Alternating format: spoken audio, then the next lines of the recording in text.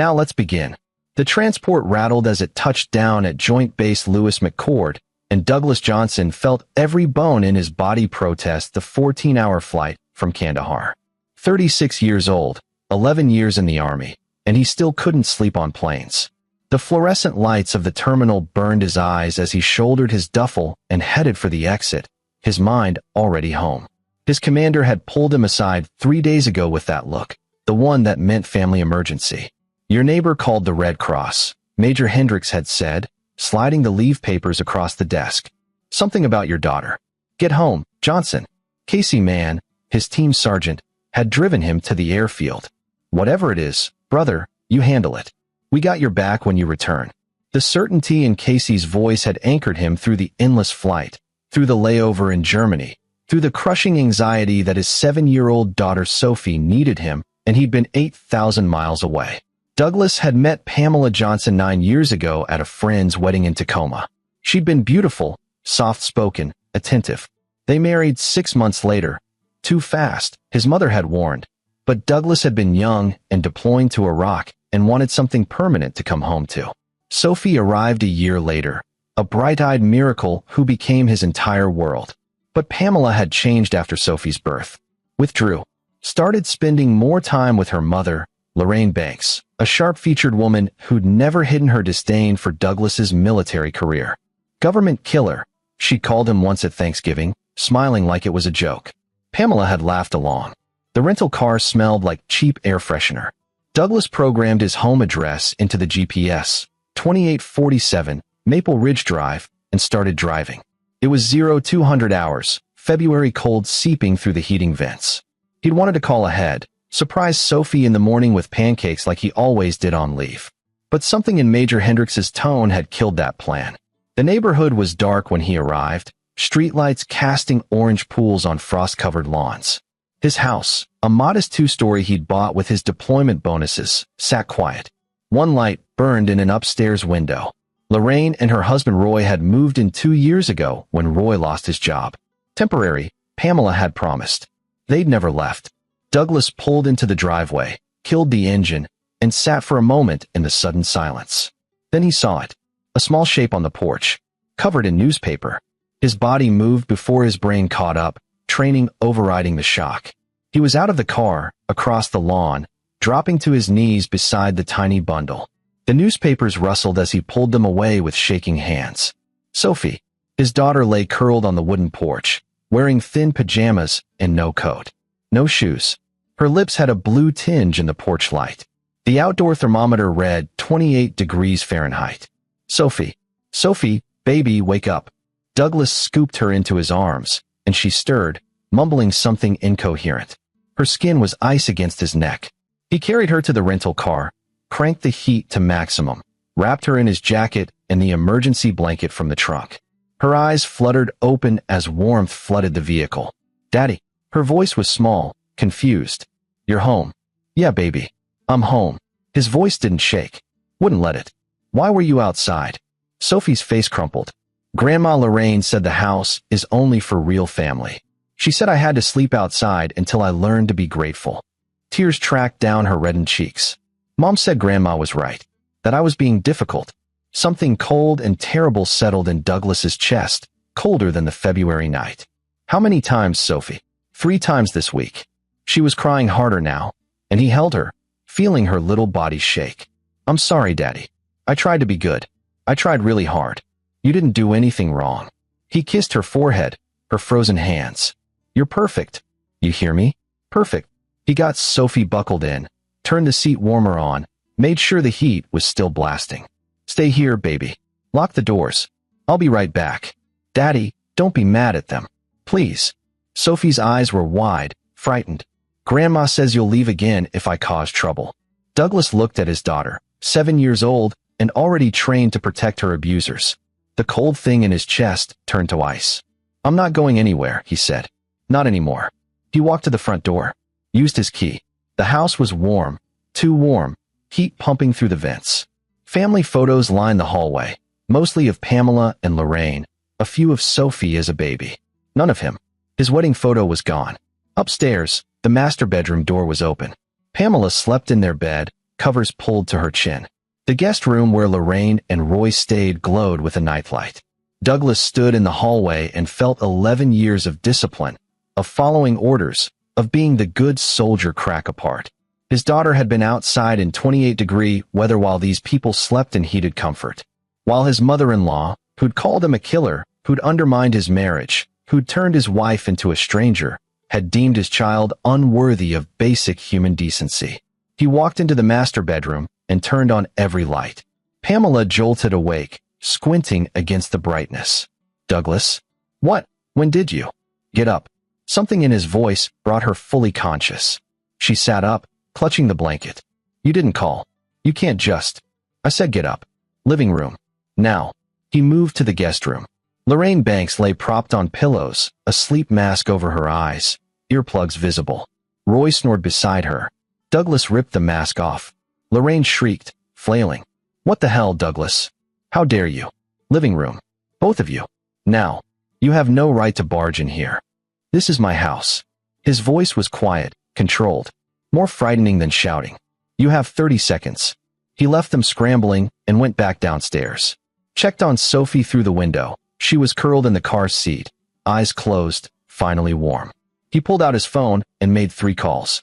The first to Casey Mann. The second to Mitchell Willard, a lawyer he'd met at a veterans support group. The third to Vicky Stratton, the neighbor who'd called the Red Cross. "Thank God you got home," Vicky whispered when she answered.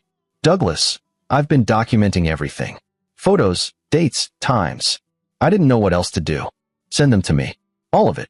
Pamela appeared first, wrapped in a robe, eyes red. Then Lorraine, imperious even in her nightgown, with Roy shuffling behind. They arranged themselves on the couch like an audience waiting for a show. "Do you know where I found our daughter?" Douglas asked Pamela. She had the grace to look away.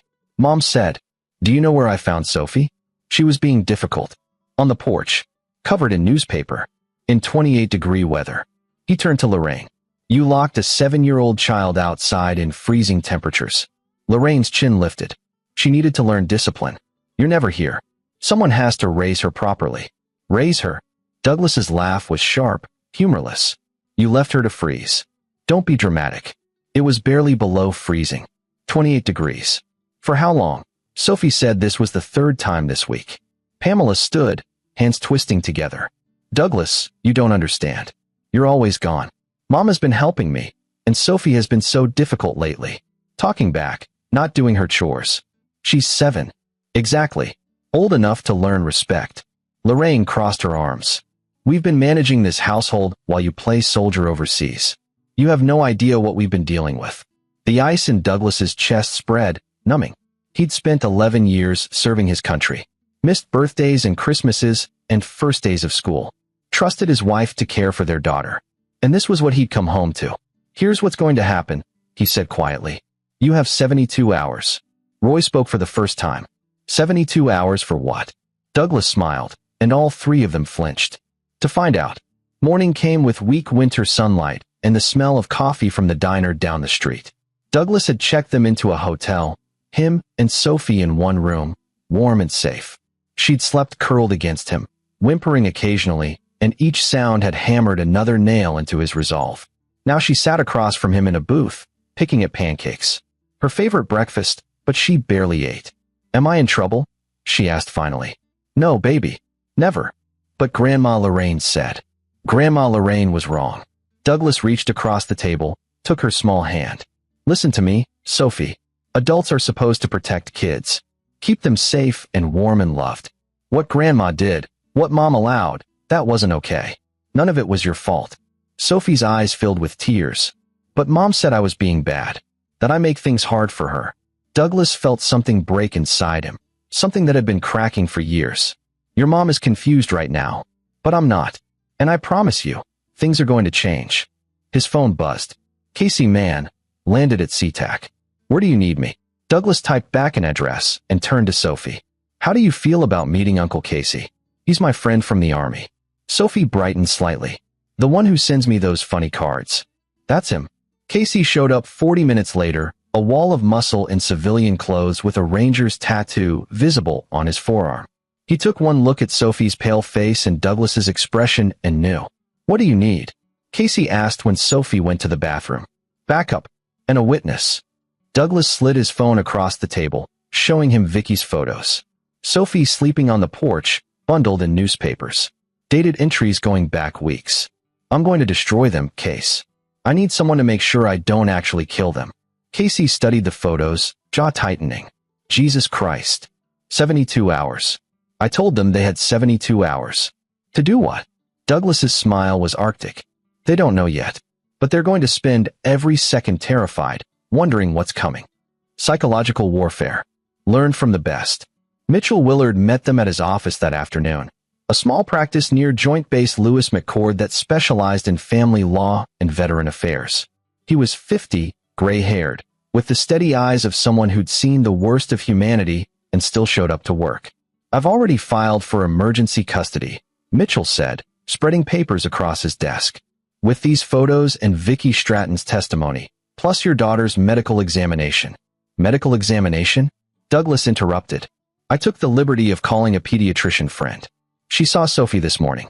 Signs of exposure, mild frostbite on her toes, evidence of chronic stress. Mitchell's expression hardened. And bruises. Old ones. Your mother-in-law has been physical. The ice in Douglas's chest turned to fire. She never said, Sophie never told me. Kids protect their abusers, especially when they're told it's love. Mitchell pulled out another file. There's more.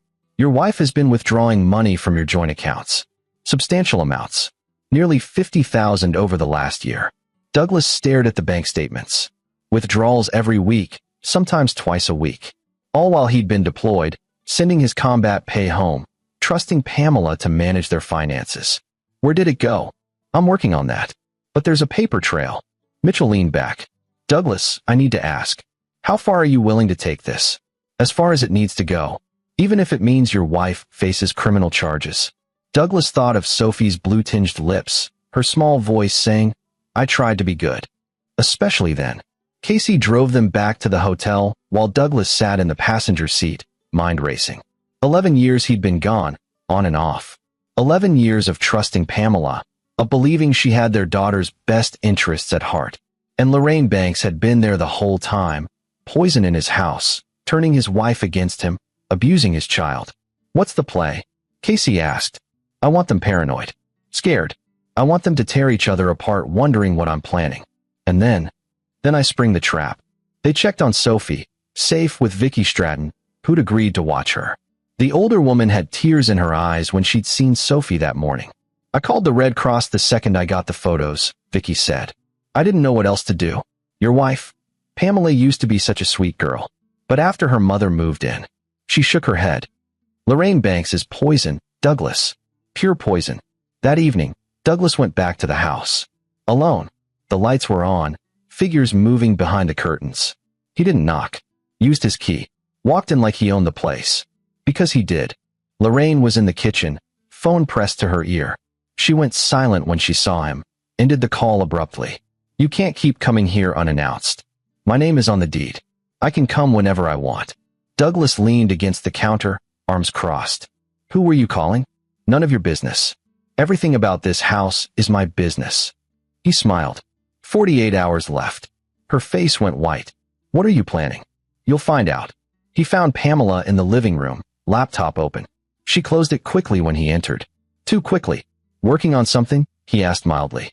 Just emails. Show me. Douglas, this is ridiculous. He walked over, flipped open the laptop. Emails to a lawyer. Divorce papers, half-drafted. Filed 3 weeks ago. You were going to divorce me, he said flatly. Pamela's face crumpled. Mom said it was for the best. That you were never really part of this family anyway. That's Sophie, and I would be better off. Better off? Douglas's voice went dangerously quiet. Better off with a woman who locks children outside in winter? Better off bleeding my bank accounts dry. I don't know what you're talking about. $50,000, Pamela. Where is it? She went silent, eyes darting to the kitchen where Lorraine stood frozen. 48 hours, Douglas repeated. He walked to the door, paused. Oh, and Pamela? Those divorce papers?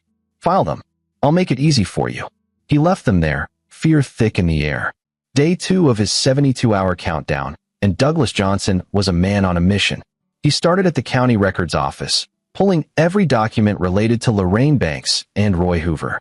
Marriage license, property records, financial statements from Roy's failed business. What he found made him smile. Mitchell Willard called at noon. I found the money trail. Your $50,000 went to a joint account in Lorraine's and Pamela's names. They've been making payments on a condo in Bellevue. A condo, purchased 8 months ago. My guess?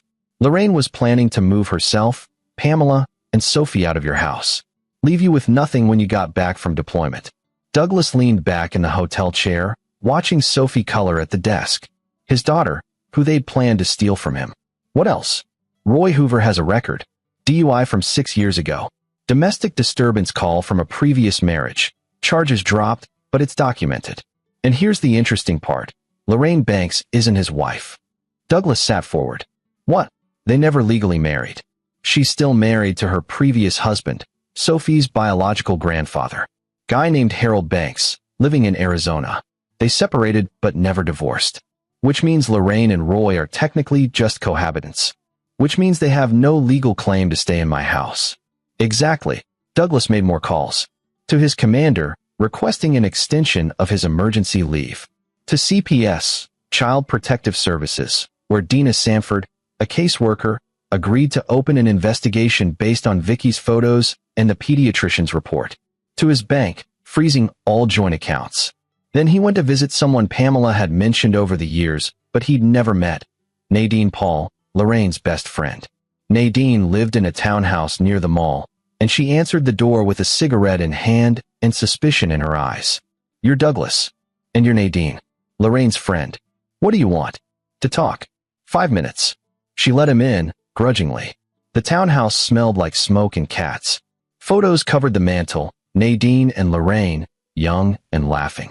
More recent ones showed the strain of age.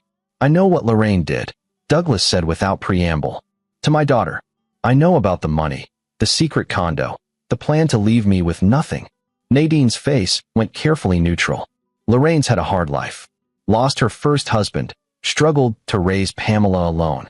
She didn't lose Harold. She left him. That got a reaction. Nadine blinked. What? Harold Banks is alive and well in Arizona. They're still married. Which means everything she's told you, told Pamela, told everyone. It's a lie. Nadine sat down heavily. That can't be right. Douglas pulled out his phone, showed her the records. Marriage license from 1985. No divorce decree. Harold Banks's current address and phone number. She told me he died, Nadine whispered. Cancer. Said she was a widow. She's a liar. And she's been using my wife, manipulating her, stealing from me, and abusing my daughter. Douglas leaned forward. Here's what I'm offering you, Nadine. Tell me everything you know about Lorraine's plans, and I'll keep your name out of it when this goes public. Goes public. I'm destroying her. Completely. But I need ammunition. Nadine studied him for a long moment. Then she started talking. Lorraine Banks had been planning this for 2 years. Ever since Douglas's last deployment, she'd been working on Pamela, convincing her that Douglas was a bad husband, a negligent father, someone who cared more about the army than his family. She'd encouraged the divorce, helped forge the papers, managed the secret account. She was obsessed with Sophie, Nadine said quietly. Used to say Sophie needed to be broken before she could be built back upright. That's why. She trailed off. Why she put her outside. Lorraine called it toughening up. Said kids these days were too soft. Nadine crushed out her cigarette. I told her she was going too far. We fought about it. Haven't spoken in a week. Good. Keep it that way. Douglas stood. When this comes down, and people ask, you tell them the truth. That you tried to stop her. He left Nadine there, shaking, and returned to the hotel, where Casey was teaching Sophie how to play poker with M&Ms. Uncle Casey says I'm really good at bluffing, Sophie announced proudly. That's my girl. Douglas kissed her head, and over it, met Casey's eyes. Tomorrow? Casey asked. Tomorrow. That night, Douglas lay awake planning. 48 hours had passed. 24 remained. He'd gathered evidence, frozen assets, filed legal papers, and turned Lorraine's best friend into a witness. Now came the final piece. He called Harold Banks in Arizona. Mr. Banks? My name is Douglas Johnson. I'm married to your daughter, Pamela. There was a long pause. Pamela, is she all right? Physically, yes. But I need to talk to you about your wife, Lorraine. Ex-wife, Harold corrected. where she should be. We've been separated for 20 years, but never divorced. No, she refused. Said she'd take me for everything if I pushed it. So I let it go, moved on with my life. Harold sighed. Why are you calling me, son? Douglas told him. Everything. The abuse, the manipulation, the illegal marriage to Roy, the stolen money, the plan to take Sophie. When he finished, Harold was silent for so long Douglas thought the connection had dropped. Mr. Banks, I'm here. God. I knew Lorraine was troubled, but this. He exhaled shakily. What can I do? Come to Washington. Tomorrow. I need you to file charges against Lorraine for bigamy, and I need you to testify about her character. I'll be on the first flight. Douglas hung up and smiled in the darkness. All the pieces were in place. Tomorrow, the trap would snap shut.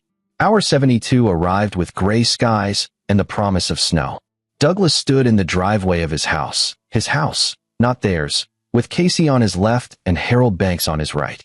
Behind them, Mitchell Willard waited with a folder of legal documents. A police car idled at the curb. Douglas knocked on his own door. Waited. Lorraine opened it, eyes wild, hair uncombed. She hadn't slept, he could tell. Good. Time's up, Douglas said. You can't do this. You can't just. She saw Harold and went white. What is he doing here? Hello, Lorraine, Harold said mildly. 20 years. You're looking well. Roy appeared behind Lorraine, confusion on his face. Who's this? I'm her husband, Harold said. The real one. Pamela emerged from the living room, and Douglas felt a flicker of something that might have been pity. She looked terrible, drawn, exhausted, scared. Douglas, please. Can we just talk? We're done talking. Mitchell, the lawyer stepped forward.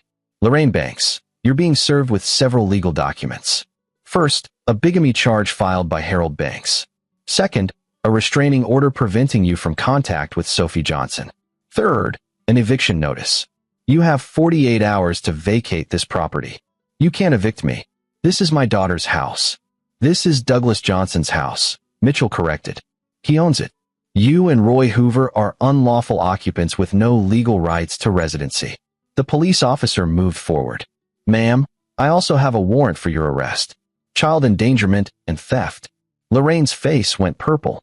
This is insane. Pamela, tell them. But Pamela was staring at her mother like she'd never seen her before. You're still married to Dad? It's complicated. You told me he was dead.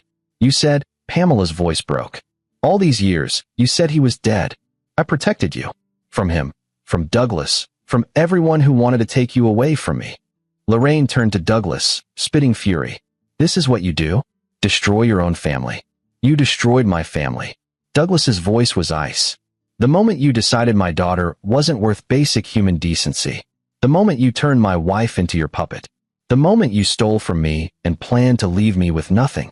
I was helping Pamela see the truth. That you're never here, that you don't care about them. I was serving my country, and I trusted the woman I married to protect our child. He turned to Pamela. I loved you. I thought you loved me. But you chose your mother over our daughter. You let her abuse Sophie. You stole from me. You filed for divorce while I was in a combat zone. Pamela was crying now, makeup running. She said it was for the best. That Sophie needed discipline. That you were the problem. And you believed her. Douglas shook his head. The divorce papers? They're real now. Mitchell filed them this morning.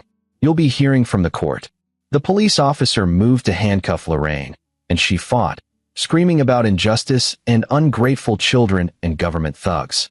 Roy tried to intervene, and the officer calmly informed him that he could be arrested for obstruction. Harold watched his ex-wife being loaded into the police car with something like sadness. I tried to warn people about her, he said quietly. No one ever listened. Douglas put a hand on his shoulder. I'm listening now.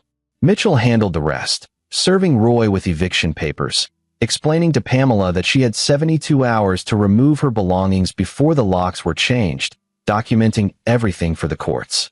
Pamela stood in the doorway of what used to be her home, broken. Can I see Sophie? Please. Eventually. Under supervision.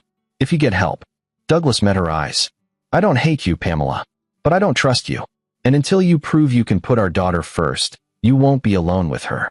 She's my daughter too. Then act like it. He left her there and drove back to the hotel where Sophie waited with Vicky. His daughter ran to him, threw her arms around his waist. Is it over, Daddy? Not yet, baby. But soon, the custody hearing happened 2 weeks later. Douglas had extended his leave, using every favor owed to him, every connection made in 11 years of service. Mitchell Willard presented the evidence methodically: photos, medical records, bank statements, testimony from Vicky Stratton and Dina Sanford from CPS, character witnesses from Douglas's unit. Pamela sat at the defendant's table with a court-appointed lawyer, looking lost. Lorraine was still in jail, denied bail after her outburst at the arraignment. Roy had disappeared. Word was he'd gone to Montana to stay with family. Harold Banks testified about Lorraine's history of manipulation and abuse, her pattern of controlling behavior, her refusal to accept responsibility. The judge listened, stone-faced. Then Sophie testified. The judge had brought her into chambers, just the two of them and a court reporter. Douglas waited outside, Casey beside him. "She's a strong kid," Casey said. "Takes after her old man." When Sophie emerged, she was crying, but she walked straight to Douglas and held his hand. The judge returned to the bench. "I've reviewed all evidence and heard testimony from all parties. In the matter of custody of Sophie Marie Johnson, I'm granting full physical and legal custody to Douglas Johnson, effective immediately." Douglas felt his knees weaken with relief. Ms. Johnson will be granted supervised visitation, pending completion of a parenting course and psychological evaluation. Lorraine Banks is prohibited from any contact with the minor child. This court also recommends prosecution for child endangerment, theft, and bigamy proceed to the fullest extent of the law. The gavel fell. Outside the courthouse, Sophie held Douglas's hand and Harold's. The older man had decided to stay in Washington, reconnect with Pamela if she'd let him, be part of his granddaughter's life. "Thank you," Douglas said to him, "for coming, for testifying.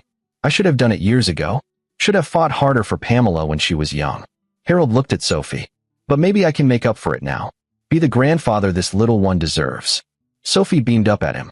"Can I call you Grandpa Harold?" "I'd be honored, sweetheart." Mitchell appeared with final papers. "The house is officially yours again, locks changed." Lorraine took a plea deal, 3 years for the endangerment and theft charges, suspended sentence on the bigamy if she cooperates with the divorce from Harold. She'll be out in 18 months with good behavior.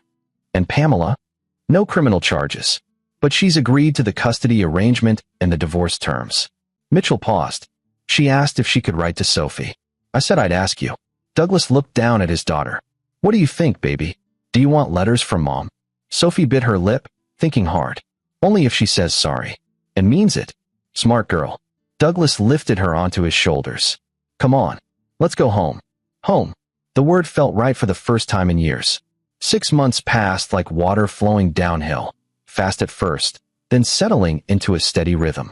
Douglas had transferred to Joint Base Lewis McChord permanently, taking a training position that kept him stateside. No more deployments. No more missed birthdays. No more leaving Sophie. The house had changed. Pamela's things were gone, packed and stored at Harold's new apartment. The walls got repainted. Sophie chose lavender for her room. Photos went up, Douglas in uniform, Sophie at her second-grade play, the two of them at the beach. Harold joined them for Sunday dinners. Casey became Uncle Casey officially, teaching Sophie terrible jokes and how to throw a proper punch. Pamela's supervised visits happened twice a month at a family center downtown. She was trying, Douglas could see it. Therapy, parenting classes, distance from her mother. She'd written Sophie 3 letters. The first 2 Sophie had read and thrown away. The third she'd kept. "Mom says she's sorry," Sophie told Douglas one night at bedtime. "She says she was confused." "Do you believe her?" Sophie thought about it seriously. "Maybe, but I'm not ready to forgive her yet." "That's okay. Forgiveness takes time." "Do you forgive her, Daddy?" Douglas tucked the blanket around his daughter. "I'm working on it. But my job is to protect you, not to forgive people who hurt you. You get to decide when you're ready. I like it better now. Just us." Sophie yawned. "And Grandpa Harold. And Uncle Casey." "Me too, baby." Mitchell called in August with news. Lorraine's parole hearing is next month. They're likely to release her early. Overcrowding.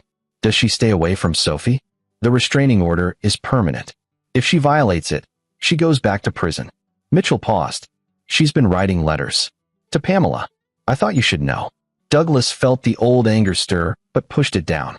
"Pamela's an adult. She can make her own choices. You're more forgiving than I'd be." "I'm not forgiving. I'm just done letting Lorraine Banks take up space in my head. Pamela showed up unexpectedly one Saturday in September.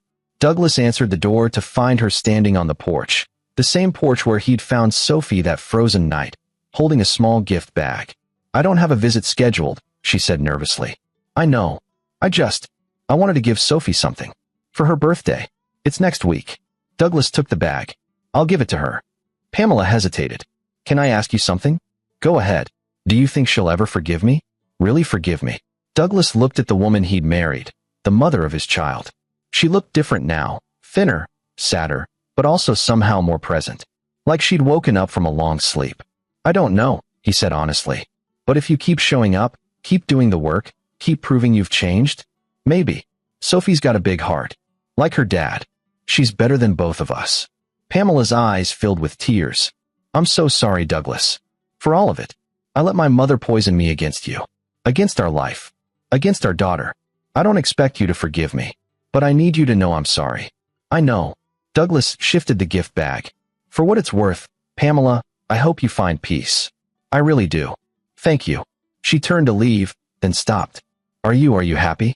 Douglas thought about Sophie's laughter, Harold's bad puns at Sunday dinner, Casey's terrible jokes, the way his daughter ran to him every day after school without fear. Yeah, he said. I am. Sophie's 8th birthday party was everything Douglas had promised. Bouncy castle, pizza, ice cream cake, and more presents than one kid could possibly need. Harold brought a giant stuffed unicorn. Casey brought a remote control helicopter that Douglas knew he'd regret.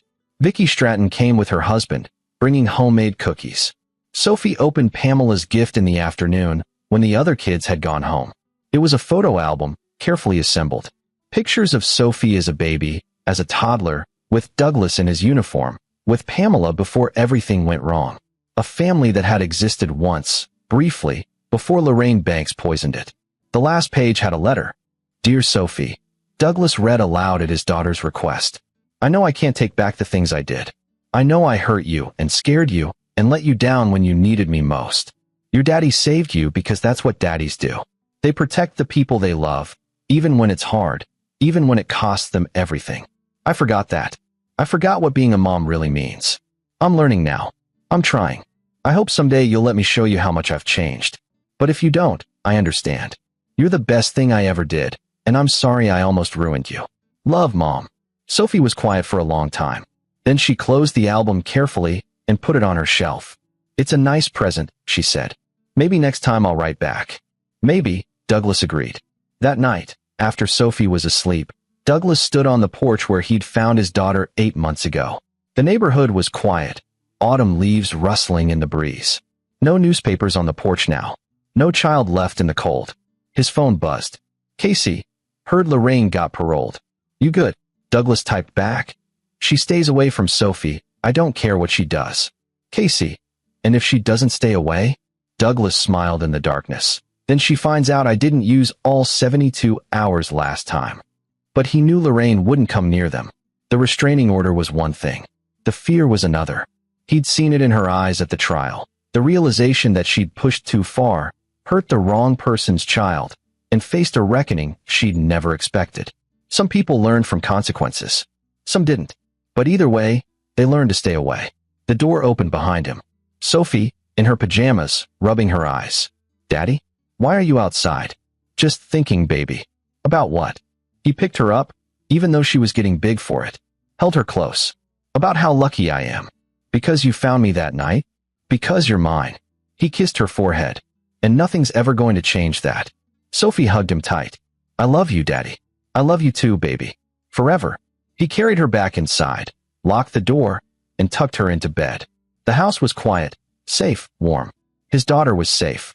His family, the real one, the one built on love and loyalty, was intact. It had taken 72 hours to dismantle Lorraine Banks's world. It had taken 6 months to rebuild his own. And it would take a lifetime to make sure Sophie knew she was loved, protected, valued. But Douglas Johnson had time now. All the time in the world. And he wasn't going anywhere. This is where our story comes to an end. Share your thoughts in the comments section. Thanks for your time. If you enjoy this story, please subscribe to this channel.